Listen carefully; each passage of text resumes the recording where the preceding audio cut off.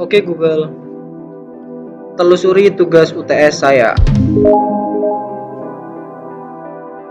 Anda bilang telusuri tugas UTS.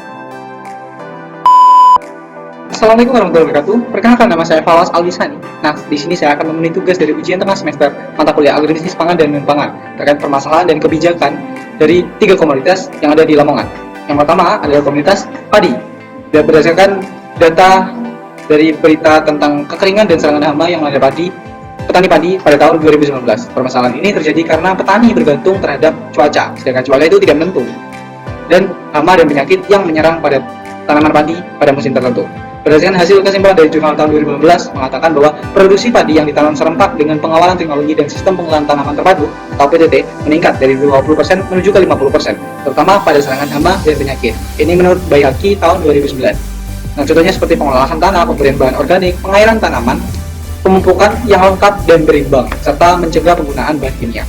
Seperti kebijakan dari pemerintah yaitu AUTJ, Asuransi Usaha Tani Padi.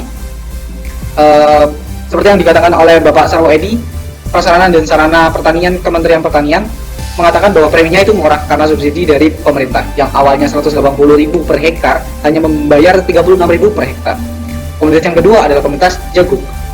Berdasarkan berita yaitu mengatakan bahwa petani rugi besar karena serangan dari tikus tahun 2020 di Kabupaten Lamongan. Permasalahan itu terjadi karena populasi tikus yang sangat banyak serta cara pencegahan dan penanganan yang masih minim. Nah, menurut Papagi et al. Tahun 2007 itu mengatakan aktivitas tikus yang suka mengendus dan menggerak-gerakkan kepala saat mencium bau pakan sehingga tikus akan cepat mencium baunya. Nah, berdasarkan prediksi jurnal penelitian, yaitu ada ramuan yang bernama brotokol, yaitu berasal dari jengkol dan brotowali. Nah, sehingga tikus itu akan cepat mencium baunya dan menghindarinya karena baunya sangat tidak enak. Petani juga dapat memanfaatkan musuh alami tikus, yaitu membangun rumah burung hantu. Kebijakan pemerintahan pertanian yaitu Kebijakan Kementerian Perdagangan Nomor 58 Tahun 2016 tentang penetapan harga acuan pembelian di petani dan harga acuan penjualan di konsumen. Harga pembelian pemerintah atau HPP untuk komoditas jagung sekitar 3.150.000 per kilogram. Komoditas yang ketiga adalah sapi potong. Berdasarkan permasalahan yang ada di Indonesia, mengatakan bahwa masih rendahnya produktivitas serta genetik ternak sapi potong yang masih minim, serta pencegahan penyakit dari peternak yang masih minim pengetahuannya.